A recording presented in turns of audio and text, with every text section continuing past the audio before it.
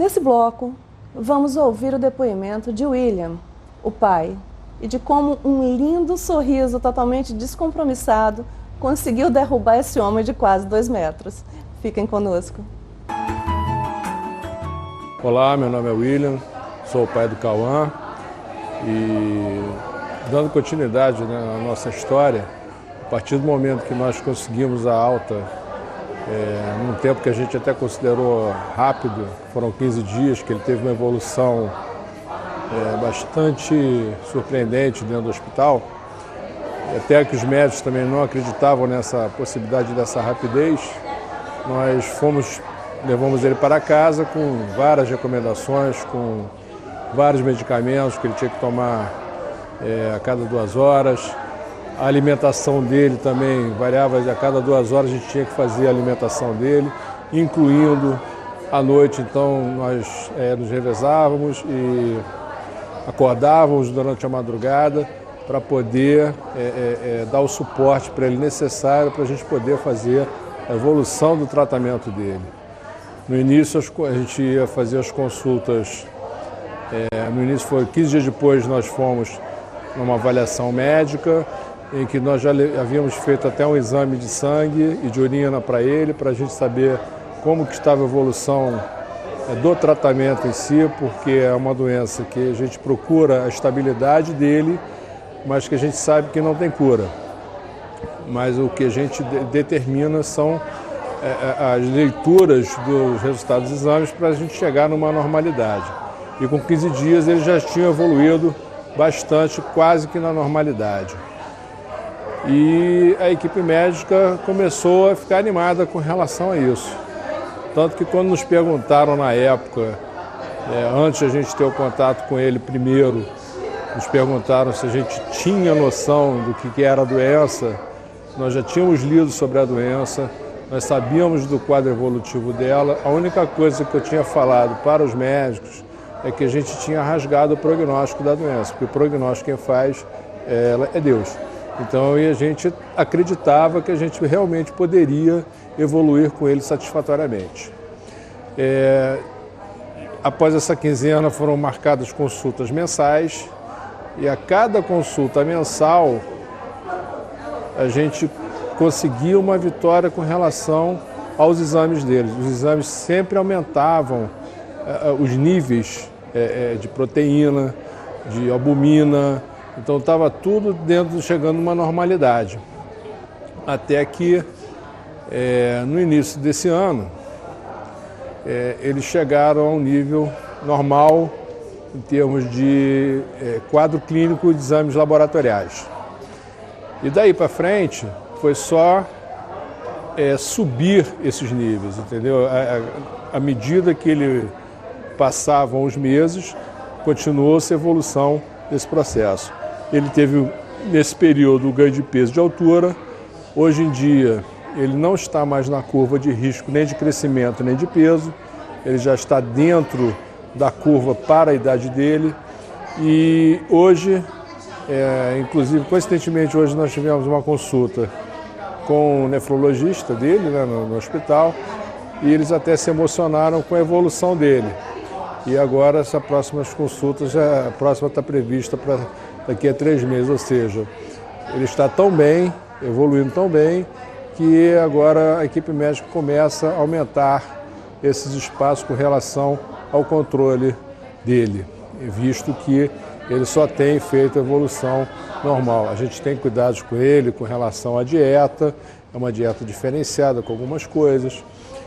Ele é uma criança muito especial para a gente, não no sentido das necessidades especiais, mas o especial no sentido mais pleno da palavra.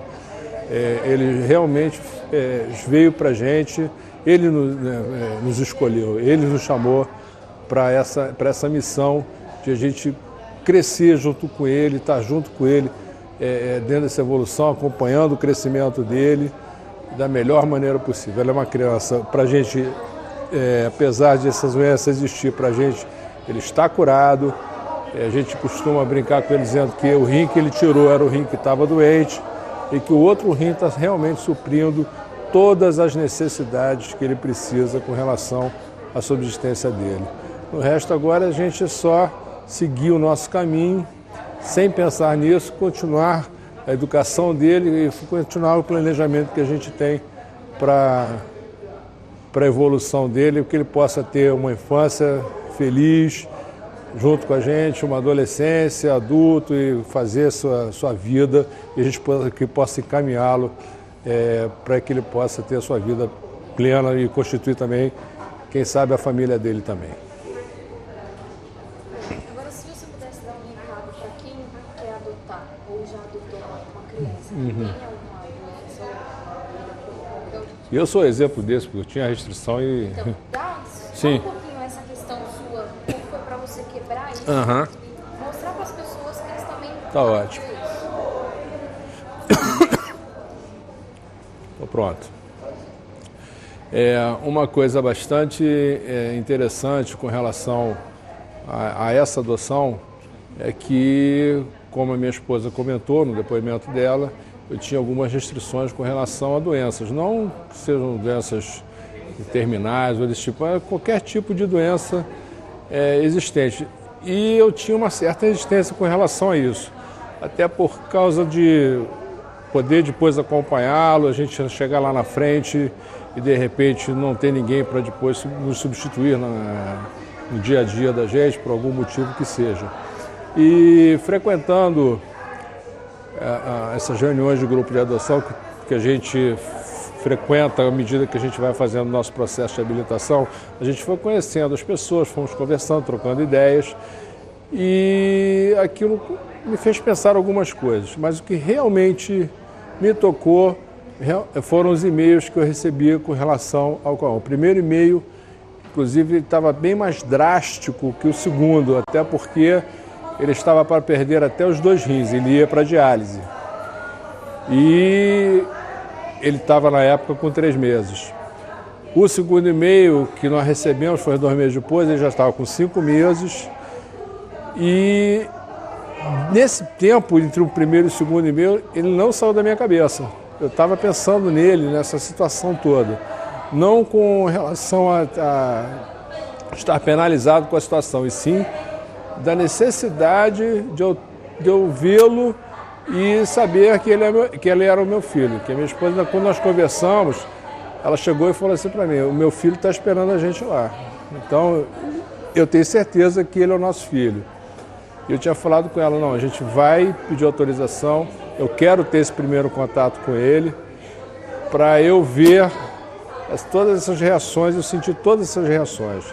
E no primeiro contato a gente foi até alertado que a pessoa que estava junto com ele lá me falou assim: ó, não se preocupe se ele olhar para você e chorar, porque toda vez que ele vê um homem ele começa a chorar, porque todo homem que entra lá na sala é para fazer espetar ele para fazer um exame, alguma coisa nesse sentido.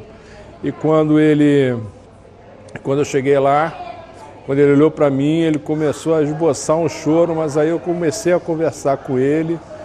Eu falei assim: poxa, seu pai está aqui, você chamou a gente chegou. Aí ele parou de chorar e abriu um sorriso. Aquilo para mim foi não é nem certeza, porque a gente já sabia o que era, mas ali, naquele momento, a gente já sabia que estava começando uma nova fase da vida dele ali. Ele conseguiu ali ter forças para lutar com isso.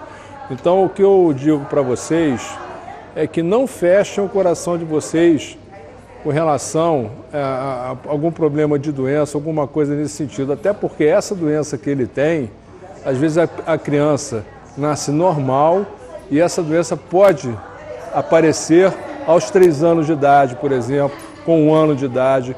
Então, nós realmente não sabemos o que pode acontecer, mesmo inclusive com filhos biológicos.